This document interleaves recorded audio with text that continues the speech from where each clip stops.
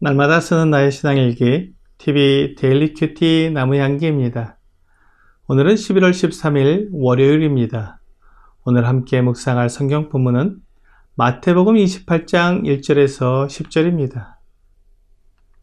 안식일이 다 지나고 안식 후 첫날이 되려는 새벽에 막달라 마리아와 다른 마리아가 무덤을 보려고 갔더니 큰 지진이 나며 주의 천사가 하늘로부터 내려와 돌을 굴려내고 그 위에 앉았는데 그 형상이 번개 같고 그 옷은 눈같이 희거늘 지키던 자들이 그를 무서워하여 떨며 죽은 사람과 같이 되었더라.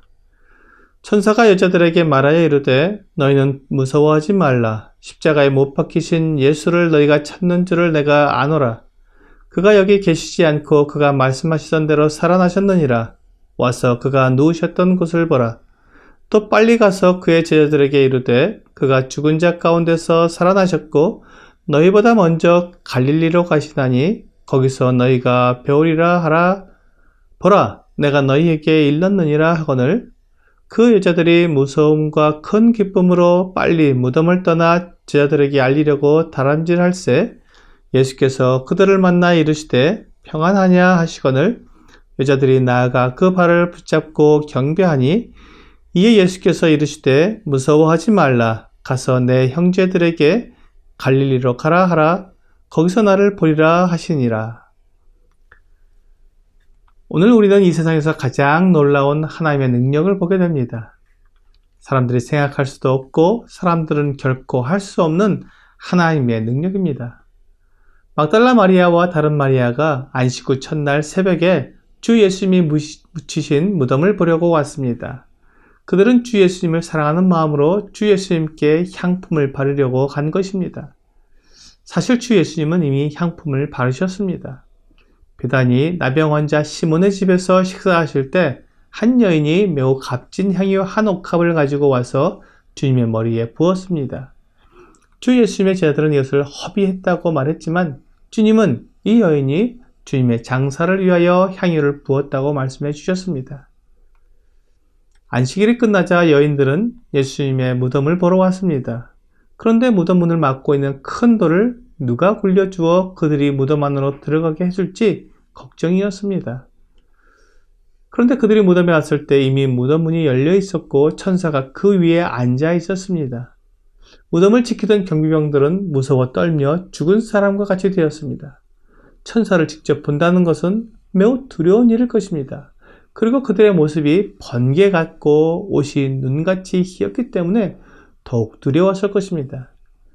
그때 천사들이 여자들에게 말했습니다. 너희는 무서워하지 말라. 십자가에 못 박히신 예수를 너희가 찾는 줄을 내가 아노라. 그가 여기 계시지 않고 그가 말씀하시던 대로 살아나셨느니라. 주 예수님께서 제자들에게 말씀해 주신 대로 다시 살아나셨다는 것입니다. 얼마나 놀라운 일입니까? 제자들은 주 예수님이 죽으셨기 때문에 더 이상 소망이 없다고 생각하고 있었는데 주 예수님께서 다시 살아나셨다니 이보다 더 기쁜 소식은 없을 것입니다. 천사는 여자들에게 주 예수님께서 누우셨던 곳을 보라고 말해 주었습니다. 주 예수님은 이미 다시 살아나셔서 무덤에서 나오신 것입니다. 무덤은 죽은 자들에게 필요한 것이지 살아있는 자들에게는 어울리지 않는 곳입니다. 주 예수님께서는 더 이상 무덤에 계실 필요가 없으셨습니다. 주 예수님은 약속대로 다시 살아나셔서 무덤에서 나오신 것입니다. 이 이야기를 들은 여자들은 너무 기뻐서 제자들이 머물고 있는 곳으로 달려갔습니다. 어서 이 기쁜 소식을 제자들에게 알려주고 싶었던 것입니다. 이제 실망과 낭망으로 두려워할 필요가 없어졌습니다. 로마서 1장 4절은 성결의 영으로는 죽은 자들 가운데서 부활하사 능력으로 하나님의 아들로 선포되셨으니 곧 우리 주 예수 그리스도시니라 라고 말씀하고 있습니다. 주 예수님께서 죽으심으로 끝나버렸다면 주님을 믿는 사람들에게 소망이 되지 못했을 것입니다. 죽음을 이기지 못한 구원자를 통해 어떻게 영원한 생명을 얻을 수가 있겠습니까? 죽음을 이기고 영생을 가지신 분이 진정한 구원자요 생명의 주가 되시기 때문에 능력으로 하나님의 아들로 선포되셨다고 말씀하고 있는 것입니다. 제자들에게 달려가는 여자들을 부활하신 주 예수님께서 만나주셨습니다. 여자들은 주 예수님 앞에 엎드려 그 발을 붙잡고 경배했습니다. 여자들은 주 예수님을 하나님으로 경배한 것입니다. 주 예수님은 사람의 몸을 가지고 계셨지만 영존하시는 하나님이셨습니다. 주 예수님은 여자들에게 내 형제들에게 가서 갈릴리로 가라고 말씀하셨습니다. 그곳에서 만날 수 있다는 것이었습니다. 대제사장들과 백성의 장로들 그리고 바리새인들은 주 예수님을 십자가에 못 박음으로 그들이 승리했다고 생각했지만 주 예수님은 힘없는 사람이 아니었습니다. 죽음을 이기시고 승리하신 능력의 하나님이셨습니다. 그래서 그들이 두려워하던 일이 일어났습니다. 주 예수님이 죽음을 이기시고 다시 살아나신 것입니다. 누가 살아계신 하나님이신 주 예수님을 막을 수 있겠습니까? 이 소식이 주 예수님을 믿고 따르던 제자들에게는 큰 기쁨의 소식이지만 주 예수님을 십자가에 못 박은 사람들에게는 두렵고 떨리는 소식이 될 것입니다. 주 예수님의 부활 소식이 나에게는 어떤 소식이 되는지 생각해 보아야 합니다.